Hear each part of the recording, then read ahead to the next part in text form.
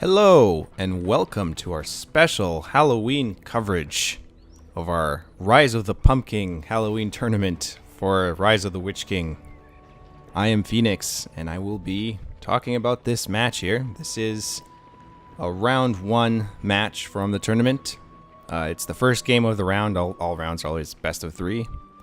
And we have Belsebub, who's playing as Angmar in the top left, and we have EagleEyes is playing as Mordor in the bottom right. Now, you might have noticed there's something wrong with Horizon 2 today. It looks very dark. And, well, what's this? We seem to have whites spawning on the map. We have white layers, and there seem to be giant whites hiding in the corners, and also somewhere around here. There's one. Another one. We seem to have quite a lot of weird things going on today with this map. Well, this is our special Spooky Fords. Basically an altered Horizon 2 that is more Halloween themed for this tournament.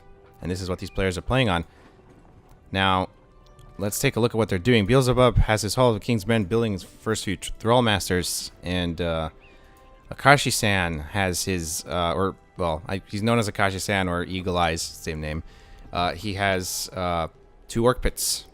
And he's getting his Orcs. Yeah, I might confuse this person's name. I might say Akashi-san, or I might say EagleEyes, or I might say Andy, because he's had all 3 of those names. So, yeah. I'm kind of getting the name histories confused now. Alright, let's take a look at powers. Belsebub elected not to start with Fellwind. He started with Warchant, the other good choice for first power as Angmar.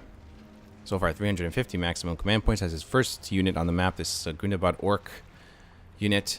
And EagleEyes also went with Warchant for his first power. So we have... basically, they're mirroring each other. He's sending his first Orc unit through the middle. Orcs are kind of weak, of course. Sending one unit by itself is not going to bode well if he gets into any combat. And these Orcs are going to block his way by the looks of it. He's not going to stand a chance against them. But it looks like he's forced into fighting. He can't really move out of the way now. He's stuck in this fight. So right away, the advantage goes to Belsebub, who's also moving in with a different unit from the side. So EagleEyes... not the best start for him so far. But of course these Orcs are also pretty cheap, so it's not a huge loss for him. And it looks like he's going to head around the left side. And here we go. Belsebub is going to start harassing his slaughterhouses. And EagleEyes moving quickly to retaliate. He's got his Orc archers moving in for the kill. He's trying to block these Gundabad Orcs with these warriors.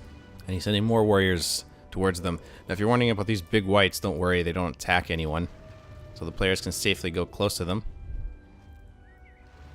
Belsebub moving very aggressively, trying to do some damage. Of course, he has to invest more in his Gundabad Orcs than EagleEyes has to invest in Orc Warriors. And now he has 2 Hulls of the King's Men, building as many Thrall Masters as possible, while EagleEyes 2 Orc Pits, and he's got his Harajim Palace. He's got Easterlings going for him now, which is an interesting choice, actually. It's like he's anticipating cavalry. Is he concerned that his opponent will build a Troll and Wolf Den and start getting some Wolf Riders? It seems to be the case, because he's gotten these Easterlings really fast. Or maybe he's going to creep the Troll and try to get one of the inns for himself. I see a big battle happening. All these Orcs surrounding Belsebub's units and just managing to save this slaughterhouse for now. This other slaughterhouse is in danger. These Orc warriors are trying to catch these Orcs, but they keep running around. And again, we have a lot of fighting. Belsebub moving in again, trying to avoid this large mass of troops to find more targets that are undefended to attack. Now, one of the things you have to be careful about on this map are these white layers. They're a lot more dangerous than the Warg layers that were around before on the original Horizon 2. And they can kill these units pretty effectively. Well, those Easterlings might actually do pretty well against the whites. A lot of Thrall Masters here. 4 Thrall Masters.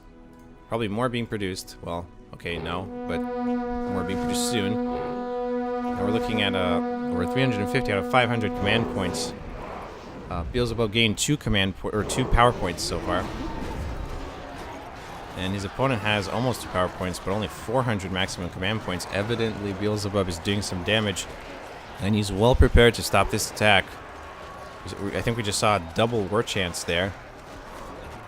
So both players buffed their units. Belsebub trying to retreat here. He's outnumbered, it seems. He's got to deal with these orc archers, and the orc archers are actually a problem, even though the orc warriors really aren't. For now, EagleEyes pushed him back. But his attack on Belsebub's base just didn't work out for him, and now Belsebub getting a third Hall of the King's Men. So he's really going to be able to spam very hard now, while his opponent only has 2 orc pits. And again, I guess now he's going for level 2 Horadrim Palace, actually. So not just Easterlings, he might be going for some Lancers. Of course, Angmar is pretty well equipped to counter cavalry once Belsebub gets Fell Wind and a few Rudar Spearmen.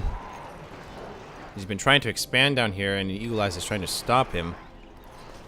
Obviously noticing that EagleEyes had not done a lot of damage here, so he started expanding in this area, but now EagleEyes is retaliating.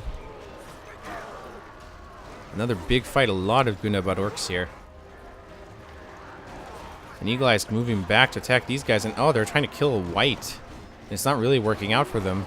As you can see, whites heal when they kill. You really need to do quite a bit of damage to them, and it's just not going to cut it with these weak orcs. There's a lot of fighting here, and here we go. We have Horadrim Lancers. Let's see if EagleEyes' tactic pays off here. We did buff them a bit in 2.02 version 5, so they're a bit stronger than they were before. Definitely a more useful unit. And they did take some casualties, but they did the damage. Of course, we can expect Belsebub to respond almost immediately with Rudar Spearmen. So he's no longer just going to spam orcs. He knows now he's up against cavalry. He's not going to take his chances. We actually have a level 2 Hall of the King's Men here, being upgraded very fast to level 3. We haven't seen any Black Numenorians. They probably weren't necessary against these weak units.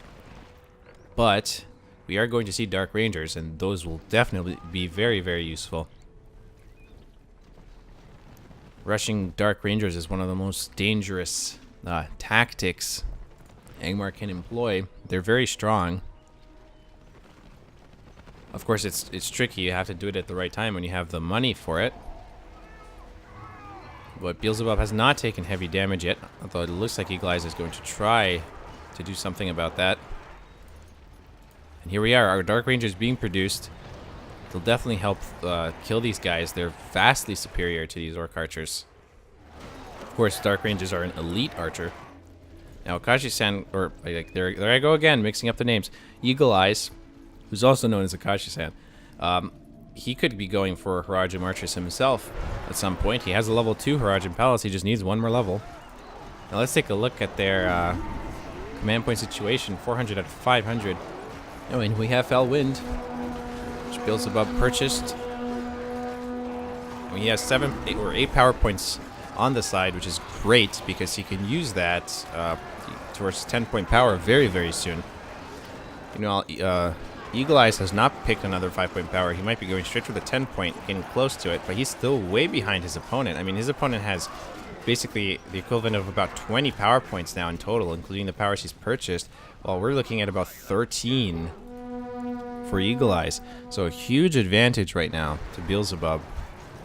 And Belsebub, of course, has been doing the most damage. So let's see, 400 out of 500, 300 out of 600. So EagleEyes has been expanding, but he just can't maintain the army. And here we go, more fighting. And once again, Belsebub is basically safe while he's still attacking EagleEyes' base. EagleEyes really playing defensively at this point. He has no choice. These Lancers really took a beating. They fought so much. And we're seeing a Muma kill pen. This is interesting. Actually, this is an excellent tactic against Angmar. Angmar is not very effective at countering Muma kill. At least that's what I found. I mean, I guess you could spam a bunch of Rangers, and it might work out, but they still are, pretty strong. Those Muma kill, they're kind of hard to kill. Of course, they're also extremely expensive. I mean, is EagleEyes able to afford this? So it looks like he's already saving his resources intentionally to start building a Muma kill. Or a Mumak, I guess, because it's singular. As soon as he can, as soon as this is ready. Now, it's very possible that EagleEyes is, or Eagles, that Belsebub has already noticed this pen. There was a fight going on pretty close to it. It's hard to tell what the exact sight range is. It might have been just outside of it. And look at this. This is a massive army from Belsebub. He's putting a huge number of forces together. Meanwhile, we have EagleEyes moving around from the top there. It looks like Belsebub didn't notice him. He's going straight for his base. But this is a dangerous force, and he might not be able to react fast enough. Actually, is he building? I guess he needs a little bit more. That's what he's saving his resources for. Now he can build it. The Mumak, but it looks like he's not going to be able to because the giant army has reached his Mumak pen. And this is bad news. And we have the summoned Gundabad orcs, which I haven't noticed at this point. It must have been summoned somewhere, maybe up here. No, not there. And the Mumak pen goes down. EagleEyes' strategy just did not pay off. And that is it. He has surrendered this game. He tried to fight, but ultimately Belsebub had the advantage from pretty much the beginning. And yeah, once he lost his Mumak pen, all hope was lost, I guess. And that is it for round 1, game 1 between Belsebub versus EagleEyes. I won't call him Akashi-san again. Now these players will continue with game 2. If Belsebub also wins game 2, he will advance to the next round. If instead EagleEyes wins it, they'll play a third game. So it'll be interesting to see what happens. Anyway, that is it for this cast of this tournament. I'll see you guys next time.